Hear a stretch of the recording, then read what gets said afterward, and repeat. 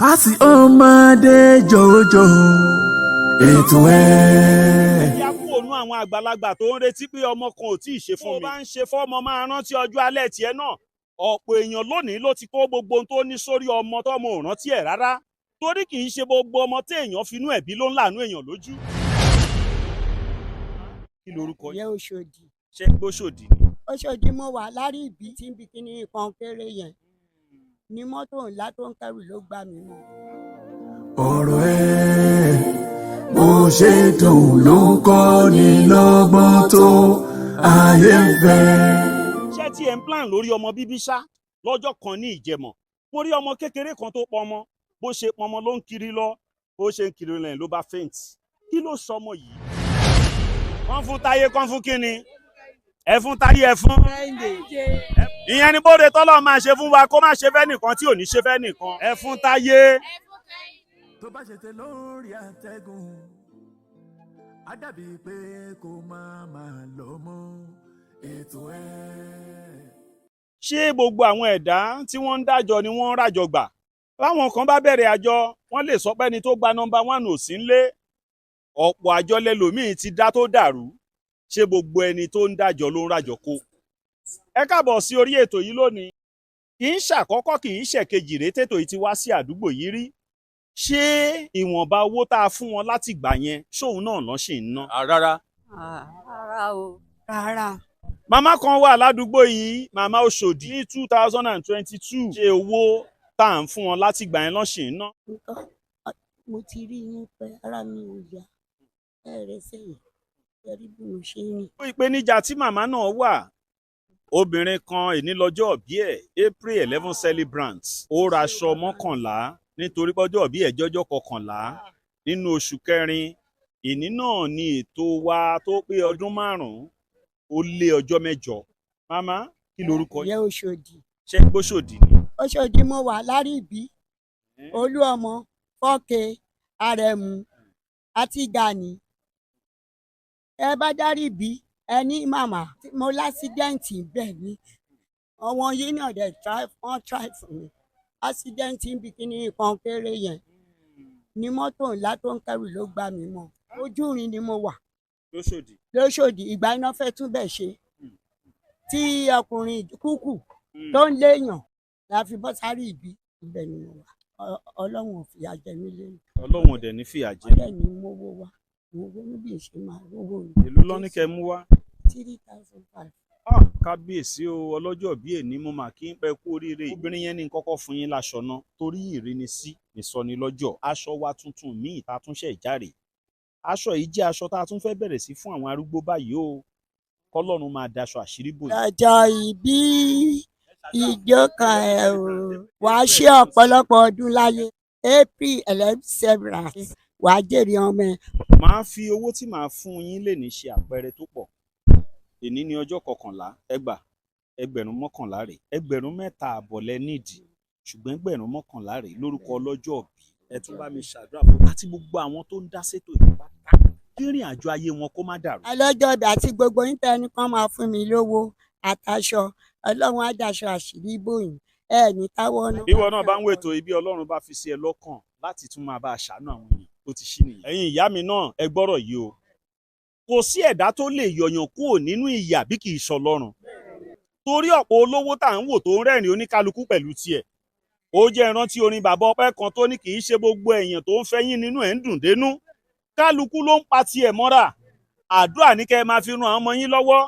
Bí ẹnìkan bá sọ fún yín pé ọmọ yín ò fowó ránṣẹ́ ṣẹ́ mọ̀ bóyá ọmọ yín ti jẹun. Ẹ jẹ́ káwa náà ń ṣiṣẹ́ tó dára sílẹ̀. A ní retí pé kọ́mọ fún wa. Bọ́mọ bá mu wá ká gbà á. Yóò sì mú wá ká fàdúrà ràn lọ́wọ́. Ẹ jẹ́ á kó ònú àwọn àgbàlagbà tó ń retí pé ọmọ kan ò tí ì ṣe fún mi. Ẹ̀yin ọ̀dọ́ tẹ̀ ń gbọ́ mi lásìkò yìí. Bó o bá ń ṣe fọ́mọ máa rántí ọjọ́ alẹ́ tiẹ̀ náà.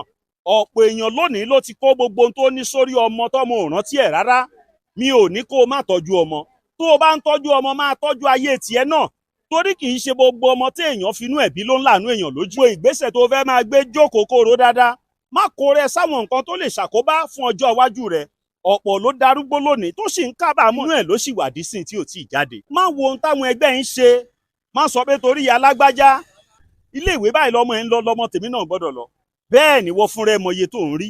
èló lọ́kọ ẹ̀ ń rí ṣé tí ẹ̀ ń plan lórí ọmọ bíbí ṣá lọ́jọ́ kan ní Ìjẹ̀mọ̀ mo rí ọmọ kékeré kan tó pọ̀ ọmọ bó ṣe pọ̀ ọmọ ló ń kiri lọ bó ṣe ń kiri lẹ́yìn ló bá faint kí ló sọmọ yìí bẹ́ẹ̀ ló ń fọmọ lọ́yàn lọ́wọ́ gbogbo ohun tó kó sórí ò tó 2000 òun fún rẹ̀ ò tí ì jẹun ọyàn kí ló fẹ́ fọmọ bẹ́ẹ̀ làwọn kan máa bu ọmọ kan ló bí ọ̀rọ̀ wọn yẹn á kó sóhun lórí á tún lóyún míì á tún bí méjì àwa níjọba ò dáa èyí táwa fúnra wa ń fọwọ́ ara wa fà ló pọ̀ kò sí ẹni tó hò anybody ní anything láyé bí o bá jẹ́ ọ̀dọ́ mo ń rò ẹ́ pé kò jọ kó o tó gbé ọ̀rọ̀ obìnrin sọ́kàn níṣẹ́ tó ń ṣe tó o bá jọ́rọ̀ obìnrin ló kọ́kọ́ dà láyà nígbà tó o bẹ̀rẹ̀ sí máa gbégbé sí ayé ó máa ṣèpalára tó pọ̀ fún ẹ gan ṣùgbọ́n ìwọ fúnra ẹ kọ́kọ́ dúró tán ní ohun tó mú owó wọlé fún ẹ kó tó di pé o bẹ̀rẹ̀ sí gbé obìnrin sọ́kàn ọ̀pọ̀ ọkùnrin ló rí títì lónìí tí ò báláǹsì nítorí kí lọmọ máa jẹ eré ẹ̀ ló ń sá kiri òun fúnra ẹ̀ ò ní jẹun ó ṣe ń béèrè lọ́wọ́ lágbájá ló ń béèrè lọ́wọ́ tàmẹ̀dù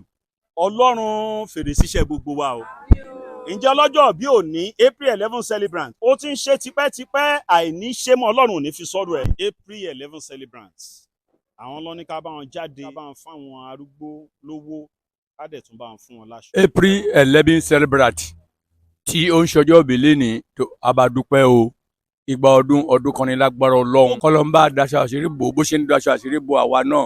April 11 a ṣàìmọye ọdún ìgbà ọdún kan ni ó ṣe ń ṣe lọ́dọọdún yìí Ọlọ́run á jẹ́ kó máa ṣe aṣọ àṣírí ààbò ọmọtọmọ.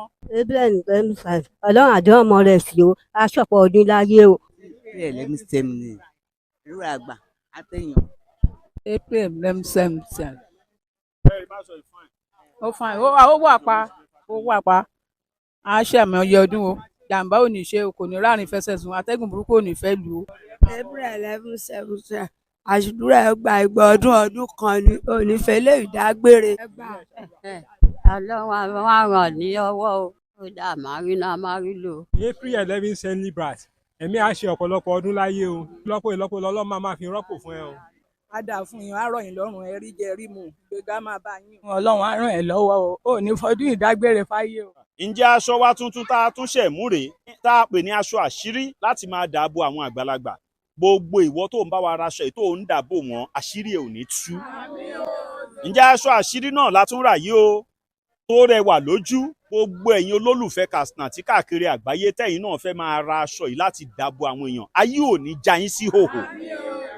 sórí lára ìdí tí mo ṣe ń raṣọ yìí ńgbà tá a bẹ̀rẹ̀ bí ọdún 5 sẹ́yìn mo rò fúnra mi pé kò sí iye tá a lè fún èèyàn tán níná tán kò sí owó tá a lè fún èèyàn tí ò ní ná aṣọ tá a bá fún wọn wọn lè wọ lọ́jọ́ kan sọ pé wọn wọ mọ́ bí kì bá ṣe bẹ́ẹ̀ ṣe bí lára aṣọ tá a fún wọn gbà yẹn rè. kúkú ni òun náà ni òun ni ó ní.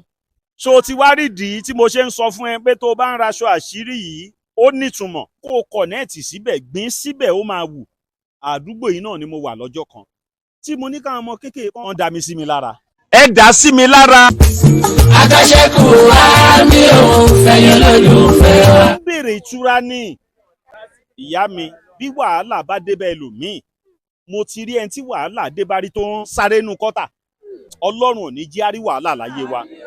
ṣé rí lọ́sẹ̀ tó kọjá tí ètò ìpín ọdún 5 mo sọ fún àwọn èèyàn pé mo fẹ́ ṣe nǹkan kan mi ìfẹ́ gbé sáfẹ́fẹ́ bẹ́ẹ̀ làwọn kan ránṣẹ́ sí mi gbogbo ẹ̀yin tẹ́ ránṣẹ́ sí mi pátá fún ọdún 5 ètò yìí ẹ ní mọ̀ nira ó dẹ̀ gbọ́rọ̀ yìí.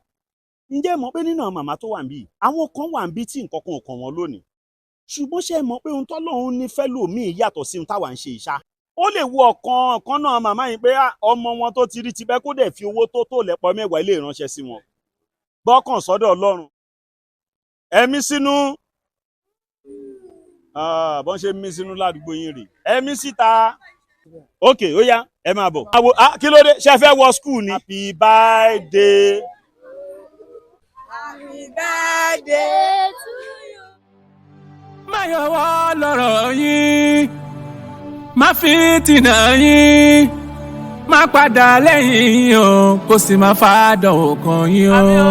má yọwọ́ lọ́rọ̀ yín má fi tìǹà yín má padà lẹ́yìn yín o kò sì má fàdánwò kan yín o.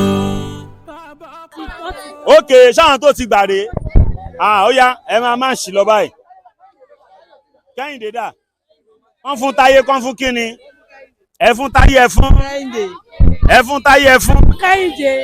ìyẹn ni bóde tọ́lọ́ máa ṣe fún wa kó má ṣe fẹ́ nìkan tí ò ní ṣe fẹ́ nìkan tó bá ń ṣe fún Táyé ẹ fún Táyé ẹ fún Táyé Ẹ fún Kẹ́hìndé. ẹ fún Táyé Ẹ fún Kẹ́hìndé. ẹ fún Táyé Ẹ fún Kẹ́hìndé. ẹ fún Táyé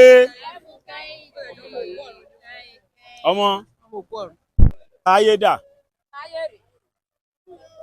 Kẹ́hìndé dà ọlọ́jọ́ bí òní Ọlọ́run ò ní fi lè ṣàṣemọ́ happy birthday to you. Ọlọ́run ló gbé tó yí kalẹ̀ o la ṣe fi ń ran àwọn ènìyàn lọ́wọ́ pé ṣúgà iyọ̀ àdìtú ni. ìròyìn ayọ̀ rèé fún gbogbo ẹni tó wà ní London àtàgbègbè ẹ̀. Arahim Afro-Caribbean Cash and Carry, import and export of African foods, also help to pay school fee in UK for Nigeria with money transfer to UK and back to Nigeria. Arahim Afro-Caribbean Cash and Carry wà ní Graham Excess RM 139YS Up Minister Road, South Graham, London. Gbogbo èyí tẹ́ wà ní London pátá ó yá ẹ nìṣó lọ́dọ̀ Arahim Afro-Caribbean Cash and Carry. Ibẹ̀ gangan ìfọ̀kànbalẹ̀ wà.